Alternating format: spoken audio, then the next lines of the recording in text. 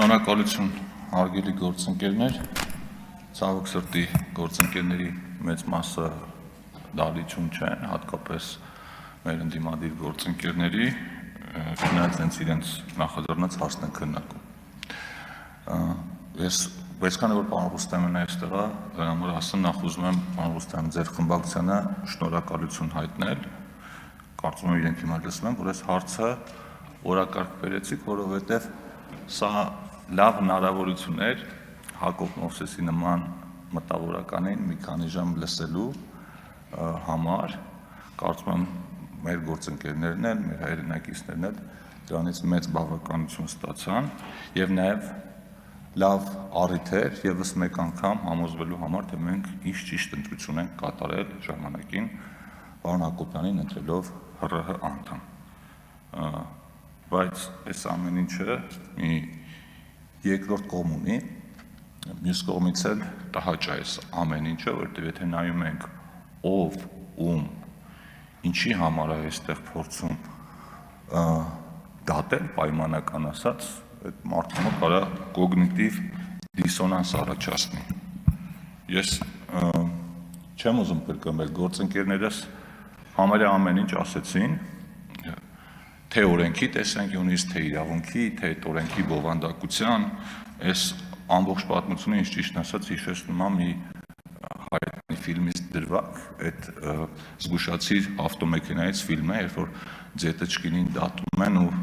այդ քնիչը որ ասում են իհարկե մեղավոր է, բայց նա մեղավոր չի։ Այսինքն պիտի մեկ բովանդակության մեջ մտնենք։ Ես անկեղծ ասած իրավական թեմաների մեջ չեմ մտնում, բայց իմ համար բովանդակային առումով ես երեկվանից լսում եմ, չտեսա անկեղծ ասած որևէ բան, որի համար պիտի պարոն Հակոբյանը իր լիազորությունները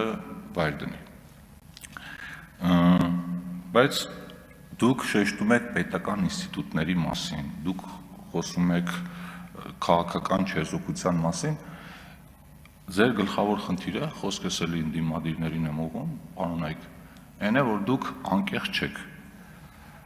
երբեք անկեղծ չեք եղել ու ինքներդ ձեր հետ էլ անկեղծ չեք եղել։ Այսինքն տարբեր ժամանակներում պետական ինստիտուտների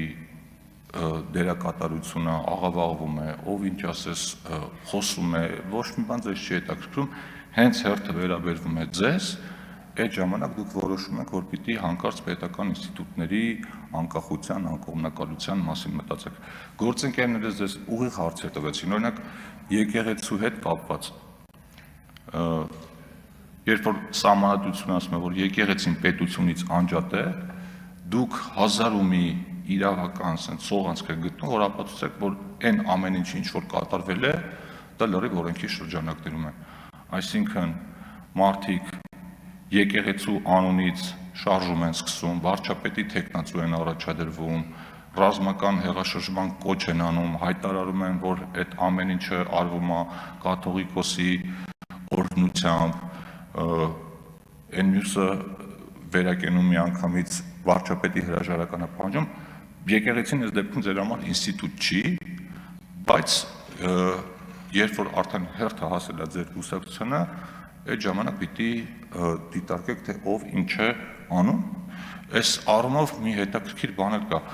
գործընկերներ Մարիա Կարապետյանը ուղիղ հարց տվեց պարոն Մինասյանին, ասեց, պարոն Մինասյան, տեսել եք ձեր դաշնակցական գործընկերը երեխային ինչ է սովորեցնում։ Ես եթե սխալվում եմ, ինձ կներեք, ես ուղիղ պատասխան չլսեցի, չէ՞ որ դատապարտում են։ Պարոն Մինասյանի ասելիքը այն էր, որ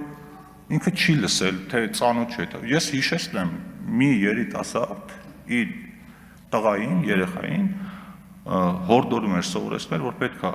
վարչապետ Նիկոլ Փաշինյանին գլխատել։ Հիմա հարց հնչում է, այս պետական ինստիտուտ չի, բայց այդ օրենքների հիմքում այս բովանդակությունն է, որ ընկած է։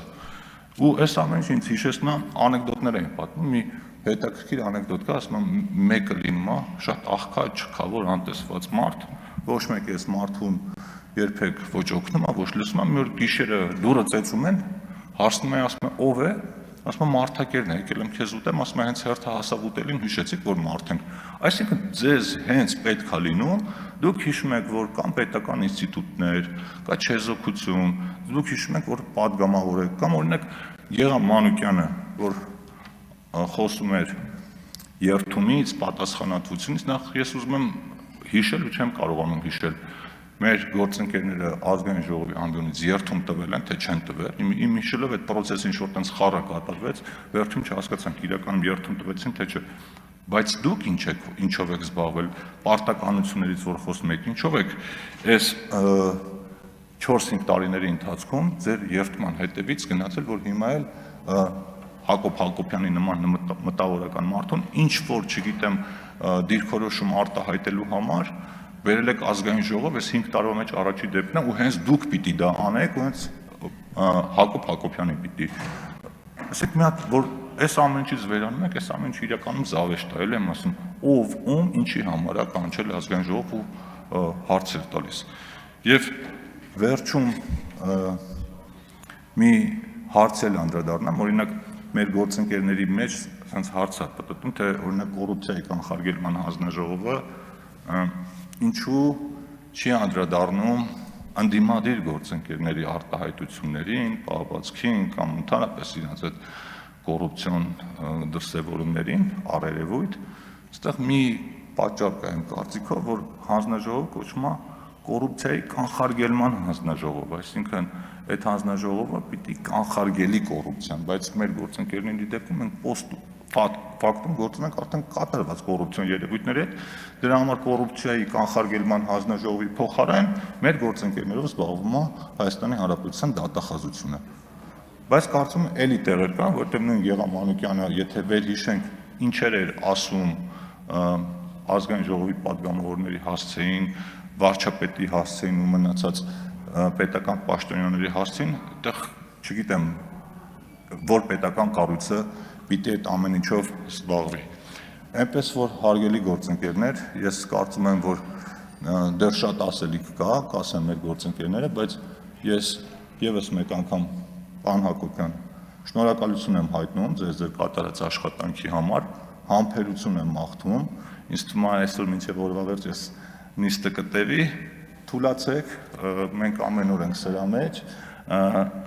ես դեմ եմ քվեարկելու կամ չեմ մասնակցելու մեր գործընկերների նախաձեռնած այս շոուին, շնորհակալություն։